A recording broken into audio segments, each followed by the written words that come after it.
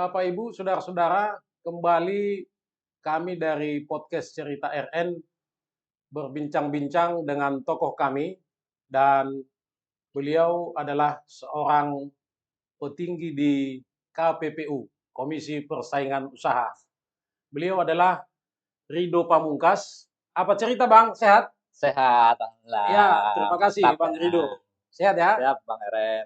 Nah, Mantap. jadi sebelum saya diskusi dengan Bang Rido, saya mau informasikan ke para pemirsa kami ini bahwa kemarin setelah ter-OTT-nya petinggi Sumatera Utara, Ya. khususnya itu Pak Kadis PUPR, Sumatera Utara ini Ya. heboh secara nasional Hmm. karena balik lagi catatan merah kembali didapatkan oleh Sumut. Hmm. Tapi kita sebagai warga Sumatera Utara atas kecintaan kita ini dengan podcast kita ini mau mengedukasi balik lagi. Kita mau sampaikan supaya memang Sumatera Utara ini kita jaga. Ada porsi kita ini Bang Rido. Ya. Apalagi Bang Rido sebagai Kakanwil yang membawahi provinsi Aceh, Sumut, Sumber. Sumbar, Sumatera Barat, Ya. Riau dan Kepri. Ya. Ya. Nah, jadi dalam data KPK bahwa modus korupsi itu 44% itu sejak awal. Diawali dengan perencanaan. Itu artinya tanda petik sewaktu mau disahkan Bang Rido, berarti di eksekutif dan legislatif sudah ada modus. Ya. Nah, itu 44%. 42, gawe nawang ini katanya. Dia berada pada pengadaan barang dan jasa. Nah, oleh karenanya sebagai orang yang punya komitmen tentunya Bang Rido, dan juga bagaimana Sumatera Utara ini tidak lagi terjerat hukum, kita mau diskusi soal menilai indeks pencegahan korupsi di Sumatera Utara. Nah, Bang Rido sebagai Kakanwil dengan peta politik yang ada ini, Bang Rido kan sudah 4 tahun mengemban tugas ini. Sudah tahulah seperti apa peta atau kondisi terhadap yang namanya korupsi. Apalagi sebelumnya itu Gatot Pujo Nugroho, Wali Kota Medan, kemudian lagi DPRD yang diangkut hampir 64 orang. Kalau dari segi tupoksi Bang Rido ini sebenarnya gimana ini KPPU melihat tata kelola proyek ini? Ya, oke. Terima kasih Bang Eren. Ya, memang benar. Kalau di proses tender itu kan ada beberapa tahap. Tahap perencanaan, kemudian tahap pelaksanaan, nanti proses evaluasinya. Nah, yang paling tadi memang biasanya di perencanaan pun sudah ada modus-modus untuk melakukan mulai dari di anggarannya, penyusunan anggarannya, di anggarannya pun sudah ada pesanan siapa yang nanti akan menjadi pengantinnya. Betul. Kemudian di proses tendernya, pemilihannya itu nanti bagaimana Pokja melakukan proses cara menseleksinya. Kemudian nanti di bagaimana proses pelaporannya atau evaluasinya itu. Nah, disitulah modus-modusnya persekongkolan tender. Nah, memang jadi ranah KPPU kita untuk melakukan proses penegakan hukum jika terbukti ada persekongkolan dalam tender. Ya. Nah, cuma persoalannya kemudian ada beberapa sumber kita bisa masuk ke proses penegakan hukum. Pertama itu melalui laporan dari masyarakat yang kita terima. Yang kedua itu dari proses kita sendiri yang melakukan inisiatif. Investigasi Melakukan inisiatif, atau nanti bisa yang ketiga, misalnya kita kerjasama dengan instansi lain. Jadi ada pelimpahan. Misalnya kita bisa dari BPK. Cuma BPK selama ini pasti kita yang harus proaktif untuk meminta hasil audit dari BPK. Meskipun audit BPK bisa diakses. Nah, kalau di proses perencanaan mungkin agak susah kita biasanya melakukan menerima laporan karena masih di proses perencanaan ya.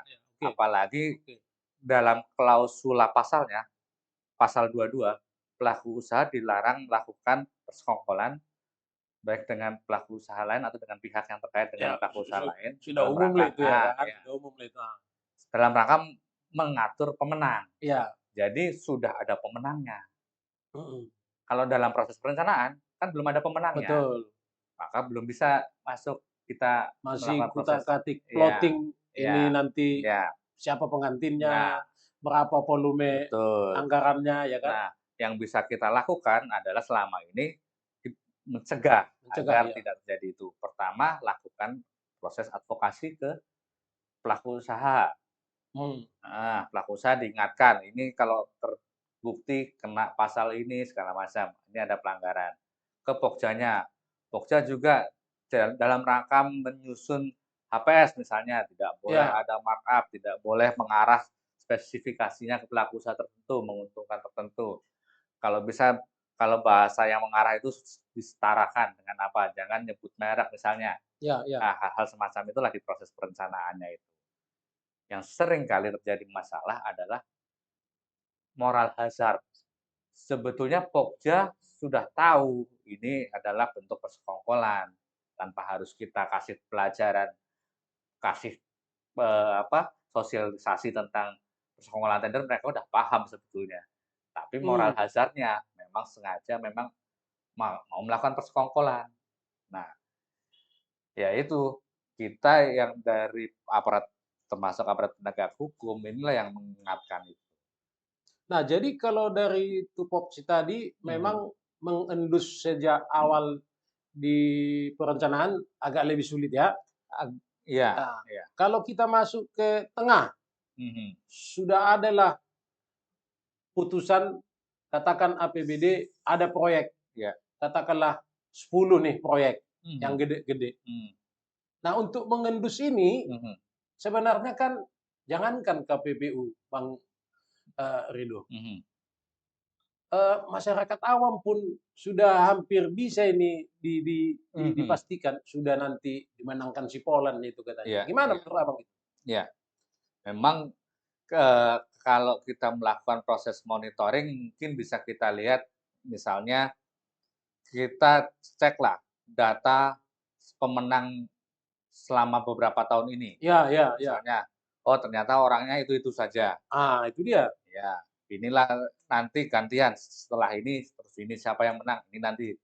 Kadang-kadang ada juga bawa dari luar kota misalnya, itu padahal itu perusahaan yang biasa dipinjam, ya. Orangnya itu juga kan? Ya, Hmm. sebetulnya mungkin kita bisa memetakan itu. Ya. Nah, tapi yang mungkin agak sulit kemudian masuk misalnya ketika kita tidak menerima laporan. Tidak, ternyata semua sudah dikondisikan sehingga nggak ada yang mau ngelapor ke kita, sehingga tidak ada laporan. Sehingga Tapi tunggu dulu, iya, kalau misalnya dari segi mau mengendus, mhm, apakah harus memang bersifat ada laporan?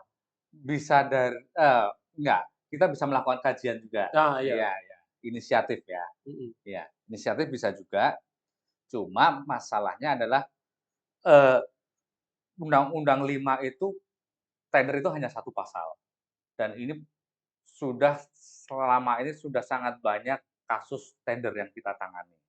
Artinya, sebetulnya kalau tender diselesaikan satu persatu, itu juga selalu ada. Bukan bukan kita mengeliminir, cuma itu menjadi tidak prioritas inisiatif. Prioritas inisiatif itu lebih kepada misalnya ada kartel pangan, yang dampaknya bisa leb lebih luas, atau kartel misalnya tiket pesawat misalnya, atau kartel di digital ekonomi atau monopoli semacam itu. Tapi Oh, iya, iya, iya. iya. Artinya hitung-hitungannya itu dampaknya kepada masyarakat jauh lebih besar, sehingga itulah inisiatif KPPU untuk menanganinya. Oke, tapi Yang saya maksudkan kan gini, ya, semalam ini kan masih segar kita ini, mhm, mhm, Kadis PU iya, kita iya, kena OTT. iya, Ini kan masih bulan-bulan mau pengadaan tender. Nah, mhm, itulah maksud saya, iya, apakah KPPU sudah bergerak cepat melihat ini, misalnya Pemko Medan yang dekat-dekat Deli nah, Serdang, iya, iya, Binjai, Langkat, mhm, dan seterusnya itu untuk bisa melihat atau mewaspadai dengan melakukan langkah-langkah itu yang kita bilang supaya bisa diendus ini. Ya, ya, ya.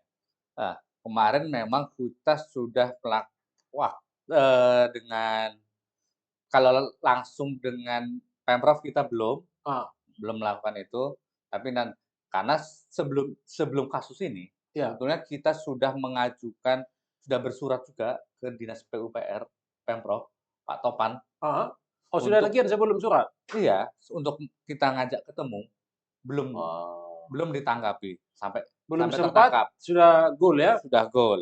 Padahal kita sudah mengajak dia dan akan melakukan kegiatan bersama sosialisasi, awalnya seperti itu.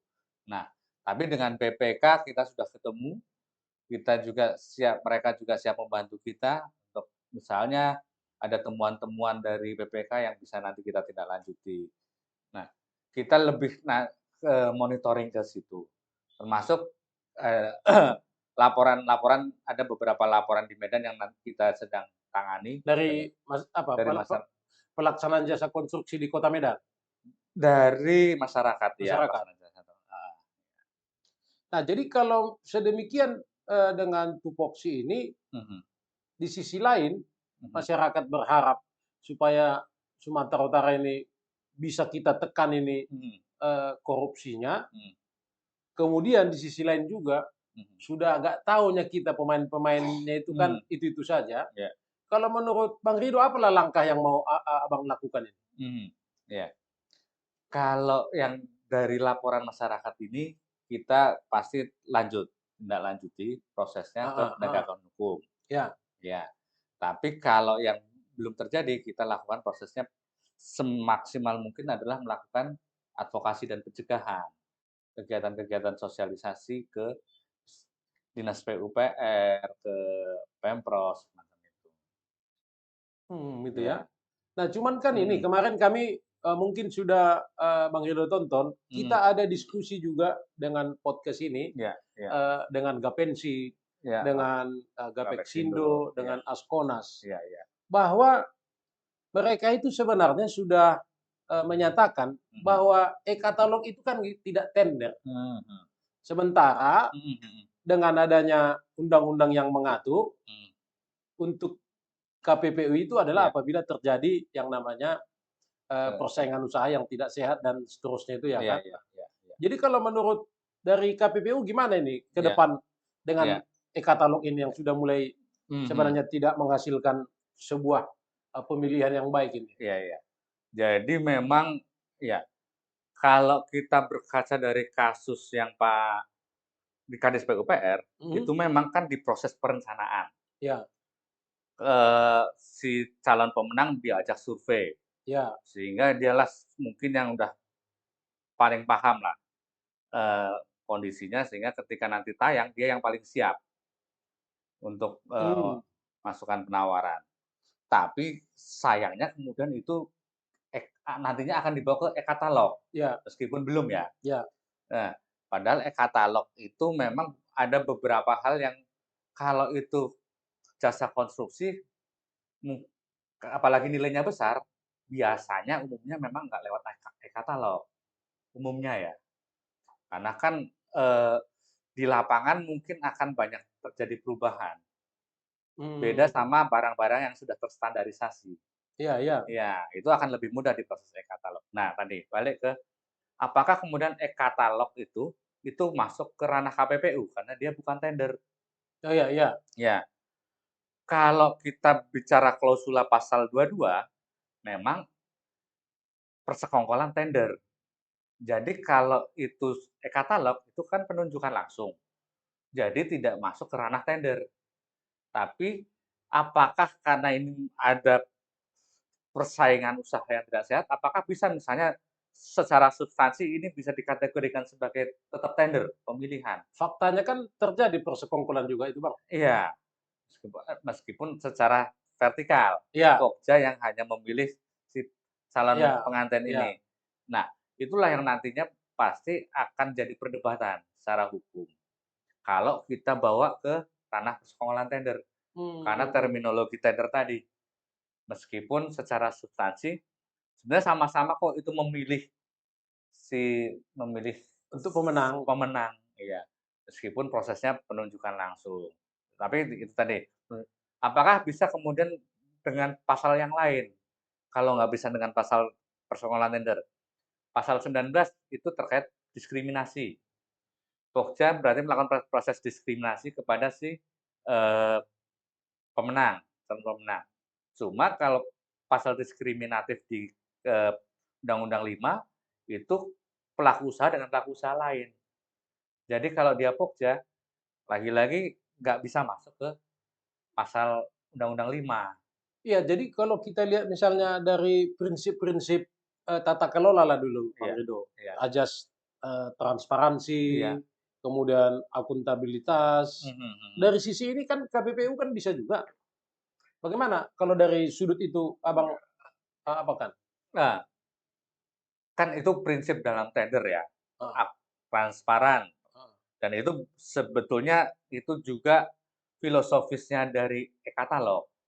Kenapa, e-katalog itu agar lebih transparan. Betul. Iya, harga terpampang di semacam, marketplace-nya lah, Iya iya e-katalognya itu. iya. Sehingga tinggal dibanding-bandingkan, bisa. Prinsip akuntabelnya akan bisa dilihat juga, misalnya yang masuk bisa tayang berarti mereka perusahaan yang akuntabilitasnya bisa diakui, kemudian di proses si Pokja memilih akan terlihat juga, mereka mungkin memilih yang termurah, bisa kita cek, oh ini yang memang yang termurah, ini mungkin yang memang yang kualitasnya bagus, harusnya seperti itu. Jadi itu sudah terwakili dalam e-katalog, prinsip Ah, transparan dan akuntabilitas akuntabilitas ada dan ya. akuntabel itu. Persoalannya kemudian ya ternyata tetap aja pemain di belakang itu bisa memainkan. Nah, jadi maksud kita kan gini, bagaimana supaya memang Sumatera Utara ini yang kita cinta ini, eee, di nggak usahlah dulu kita bilang di stop Mhm mhm mengurangi ini. mhm. Secara moral hajat kan lembaga ini kan sudah tua ini, Iya KPPU. iya Sudah 25 tahun ini iya seperti kaos yang Abang pakai ini kan, iya iya. berarti sejak tahun 2000. Mhm Jadi dari segi moral hajat gimana supaya apa ini, mhm mhm. korupsi ini bisa kita tekan? Dari Iya iya. sini gimana Abang lihat ini? Iya, pertama sistem, yang kedua memang perilaku ya. Kalau dari sistem gimana kemudian sistem e-katalog bisa seminimal mungkin bisa mencegah moral hazard tadi, Mhm. bisa. Misalnya seharusnya sejak awal sudah ada larangan untuk melibatkan kontraktor dalam survei lapangan, Iya, atau misalnya survei lapangan pun dilakukan misalnya ketika sudah mereka yang mungkin punya potensi untuk menawar, diajak bersama-sama melakukan survei lapangan, misalnya seperti itu. mhm, Heeh, harus ada aturan yang tegas juga, misalnya bagaimana melibatkan UMKM, pengusaha kecil. ya, agar lebih mudah masuk ke dalam sistem e-katalog. Jangan-jangan sistem e-katalog ini juga tidak familiar bukan buat pelaku usaha kecil untuk masuk, terlalu banyak, terlalu ribet misalnya. Misalnya seperti itu. Sehingga e-katalog itu nantinya juga akan lebih kompetitif. Jangankan yang UMKM, yang perusahaan-perusahaan menengah pun barangkali Belum belum tentu tentu. siap. Ya Karena ya dengan banyaknya birokrasi, dengan ya apa sekarang kan pasti mempersulit. ya ya ya Bahkan e-katalog ini sebenarnya kan cara lain menseleksi dengan birokrasi ini kan. ya ya betul. Nah, jadi kalau misalnya sedemikian menurut KPPU lah, Mhm mhm. apakah memang dari segi yang namanya kelembagaan ini tidak tidak berharap kita ini bisa lebih lincah dan lebih punya kemampuan gitu? Karena Ya saya itu, lihat belum ada ini, iya saya lihat yang ditulis KPK ini ada 170 sejak 2023 sampai 2024 mhm yang di-endorse mereka ini proyek-proyek yang mhm, apa ini, iya, terlibat apa korupsi ini. heeh, iya. Tadi tadi kan itu, harapannya sebenarnya katalog ini sebagai salah satu solusi transparan, akuntabel Iya tadi. iya, Cuma saya nggak tahu juga kenapa kemudian malah yang terjadi pasar di e-katalog itu pasar yang semakin sempit. Justru kayak seolah-olah ada hambatan bagi pelaku usaha untuk masuk ke pasar e-katalog. Agak berbeda di swasta yang misalnya kayak marketplace, apa gitu kan, Hmm. semua bisa masuk ke sana dan rame-rame jualan sehingga kita dapat lebih mudah untuk memilih. Tapi pasar e-katalog kita Nah itu dia. Jadi iya, kalau secara kelembagaan lah mhm, KPPU ini, mhm, gimana sebenarnya? mmm, Wajar nggak kita evaluasi ini sistem ini? iya, iya, iya betul. Kita apa sih hambatannya, kita cari tahu dulu hambatannya kenapa banyak pelaku usaha yang tidak tertarik masuk ke e-katalog, Mhm. heeh. Apakah persyaratannya di situ yang susah? Nah, kemudian dari sisi lain kan, e-katalog apalagi untuk proses tender jasa konstruksi, kan belum tentu salah satu kelemahannya adalah belum tentu update terhadap pasar. Ya, Harga pasarnya sudah cepat berubah, harga bahan bangunan, tapi harga di e-katalog bisa jadi belum berubah. Terus keba apakah harga di e-katalog itu final atau sebenarnya harga negosiasi? Itu juga, ya. heeh, Kalau mhm, menurut Bang Ridola dulu, mhm, bahwa porsi KPPU mhm, untuk bisa menekan indeks korupsi ini mhm, dari mana celahnya supaya supaya katakanlah ini mhm, kan sudah mau tender lagi iya, balik iya, ini. Apakah sosialisasi, iya, apakah memang melakukan, investigasi iya, iya, atau bentuk-bentuk lain gimana iya. dari segi Memang kelembagaan? ada istilah sosialisasi yang paling efektif adalah dengan penegakan hukum, karena itu akan menjadi contoh. Itu kan kalau sudah tergejrek itu. Iya, iya. Makanya beberapa memang oke, ada 2 ya, berarti kita harus mengefisienkan proses penegakan hukumnya, Heeh. yang kedua kemudian memang sosialisasi itu, kegiatan advokasinya, mhm.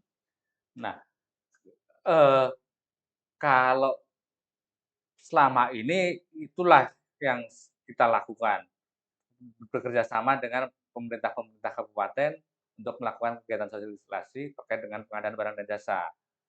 Cuma masalahnya memang kita jumlah wilayah kerjanya luas, jumlah SDM-nya terbatas, Wah, balik anggaran terbatas, balik balik-balik lagi kadang ke ke situ persoalan juga. klasik ya. Iya, Jadi kalau yang sudah pernah ditangani KPPU yang mmm, agak gede apa ini? Di kalau tahun sekarang atau i tahun sebelumnya? iya, kalau untuk yang di kemarin yang sedang masuk tender itu ada tender jembatan Sintong, Yang itu di di daerah mana? Riau, Di Riau. yang sekarang dengan Sumut dah dulu, di kita kan Sumut, Sumut ini, ya, Sumatera Utara. masih proses penyelidikan. Ah, Proses pendidikan itu yang, eee, panti sosial mhm. tahap 2 itu sudah masuk proses penyelidikan, Pasar Baru Madinah itu juga tender, Oh, masuk penyelidikan. Sekarang yang sedang masuk laporan itu pembangunan gedung Kejati yang sekarang, iya, yang APBD tahun lalu, iya, yang yang 98 98 M, M. iya, itu juga masuk laporan. Terus yang ditangani pusat itu ada juga terkait yang renovasi stadion Hmm. Ladan, ya, Jadi kalau proses-proses secara yang namanya tupoksi, mmm, kalau ada laporan pengusaha-pengusaha seperti itu, misalnya beberapa yang sudah Abang sebut tadi, mhm, apa yang dilakukan oleh KPPU? ya. Karena kita adalah melihat proses tendernya seperti apa, kan udah ada pemenangnya, kita melihat apakah ada pertama, eee, persekongkolan secara horizontal. Kita identifikasi dulu, eee, apakah ada kesamaan, eee, dokumen penawaran, karena itu jadi Oh, satu apanya, indikasi. Apakah, ada kesamaan misalnya, personil, itu personil. satu indikasi, atau pengendalinya, itu satu indikasi. Nanti kemudian di proses tendernya, apakah harusnya menang dikalahkan atau harusnya kalah dimenangkan oleh Pokja. Kemudian Oh, nanti ya, ya. menemukan alat bukti itu kita minta keterangan pelaku usahanya, Pokjanya. Kalau sudah sedemikian pelaksanaan secara tupoksi, secara action apa yang terakhir bisa membatalkan itu? KPPU punya apa kewenangan Oke. KPPU? Ya, eee, kewenangan membatalkan tender bukan di KPPU, apalagi sudah berjalan pembangunannya misalnya. Kan biayanya akan semakin mahal ketika tender dibatalkan. Tapi KPPU di proses penegakan hukum bisa menjatuhkan sanksi kepada pemenang. Sanksi bisa berupa denda. Denda itu dihitung minimal 1 miliar, maksimal berdasarkan nilai tendernya bisa le lima diambil 50% dari keuntungan Ya, atau ya, ya. 10% dari nilai tender maksimalnya, dan larangan tender atau blacklist. Bagi perusahaan, bagi Iya, pengusahanya. iya. Tapi putusan KPPU itu kan yang membuat larangan tender itu kan LKPP, Maksud saya Legislative. mengikat itu keputusan KPPU ya? Iya, cuma putusan KPPU itu pengadilan tingkat pertama. Oh, bisa lagi Bisa dibanding? dibanding, ya, Oh. banding ke pengadilan niaga atau kasasi ke MA. Setelah itulah baru inkrah. Masih panjang prosesnya berarti ya, kalau ada Ya, kebijakan dan keputusan dari KPPU ya? ya. Nah, putusan KPPU itu kepada pelaku usaha. Bagaimana dengan Pokjanya Ya, misalnya? aparat. Pokja kan bukan pelaku usaha. Kita bisa merekomendasikan kepada atasannya untuk memberikan sanksi kepada si Pokja, sanksi Baik, baik, administratif. baik. Atau kalau ada unsur kolusinya, kita temukan ternyata dalam proses pemeriksaan kita ada kolusi, kita bisa limpahkan ke APH, Betul, betul, betul. Kejaksaan atau KPK. Oke, karena waktu singkat ini, Iya, iya. terakhir ini, kalau Bang Rido tadi bilang bagaimana melibatkan UMKM. Mhm, Nah, ini mhm, kan jargon pemerintah selalu itu, mhm, bahwa kalau ada yang namanya pengusaha besar, mhm. sangat bagus kalau menggandeng pengusaha kecil kan gitu. Iya, iya. Di bidang jasa konstruksi agak agak jarang ini. Mmm. Kalau di sisi ini, domain untuk mengawasinya KPPU ada nggak? Dan sudah seperti apa dia dilaksanakan? KPPU itu kalau di ranah UMKM itu di pengawasan kemitraan. Kemitraan antara usaha besar dengan usaha kecil. Artinya ketika di subkon, kan pelaku usaha besar, pemenang tender, dia melakukan subkon kepada pelaku usaha kecil. Nanti Hmm. apakah kemitraannya itu berlangsung secara sehat atau tidak, mengeksploitasi si kecil atau enggak. Tapi kalau dalam ranahnya tender, dalam proses penentuan pemenangnya atau dalam apakah harus melibatkan yang kecil, itu bukan ranah kami. Oh gitu ya? Iya, dalam proses tender adalah persaingan konteksnya. Kita melihat bagaimana persaingannya sesama pelaku usaha yang bersaing untuk mendapatkan tender. Tapi ketika kemudian pemenangnya kemudian di situ ada aturan harus mensubkonkan, nanti kita melihat di kemitraannya seperti apa. Oh di situ deh ya. Iya, Oke, Bang Rido Pamungkas, ya, Kakanwil 1 KPPU. ya, Kita berharap bahwa apa yang menjadi keinginan Sumatera Utara, setidaknya untuk pelaksanaan yang namanya anggaran, sama seperti yang kita sebut tadi, supaya bahwa di awal, yaitu perencanaan, kemudian kalaupun sudah diketok istilahnya APBD ya, mhm, di tingkat yang namanya pengadaan barang dan jasa, Sumatera Utara ini akan semakin baik. Sehingga sama seperti cerita kita ini, indeks pencegahan korupsi di Sumatera Utara bisa kita tekan. Demikian perbincangan kami dengan Pak Rido Pamungkas. Terima kasih siap. Pak Rido, Oke, sukses sukses. memimpin KPPU supaya Ah, agak makin menyala Sumatera Utara ini iya, dibuat oleh KPPU. iya, Terima Sumatera kasih. Utara menyala. Salam sehat.